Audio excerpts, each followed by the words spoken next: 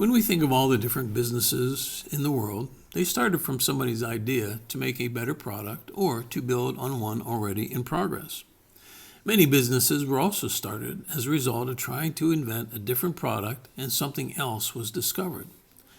Let's take a look at the church in Philippi and its unlikely beginning. In Acts chapter 16, verse 12, Luke writes about Paul and his traveling companions as they make their way to the city of Philippi. He writes, "From there we traveled to Philippi, a Roman colony and the leading city of that district of Macedonia, and we stayed there several days." Not a big issue. Yet, Paul met a prominent woman, Lydia, and in verse 14, the Lord opened her heart to respond to Paul's message. But wait, it gets better.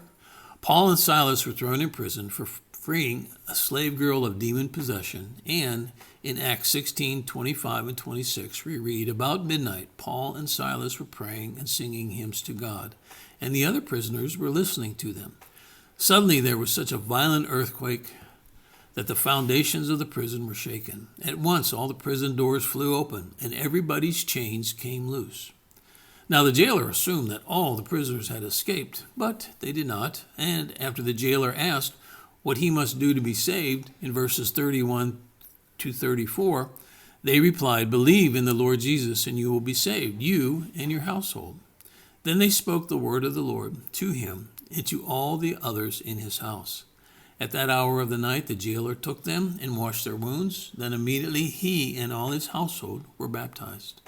The jailer brought them into his house and set a meal before them. He was filled with joy because he had come to believe in God, he and his whole household." God started the church at Philippi by putting Paul and Silas in a prison and in an earthquake.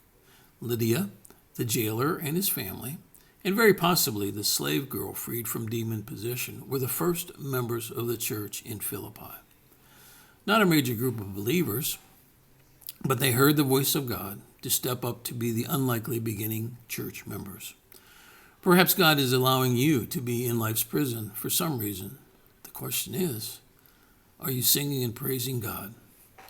May He bless you today in all that you do.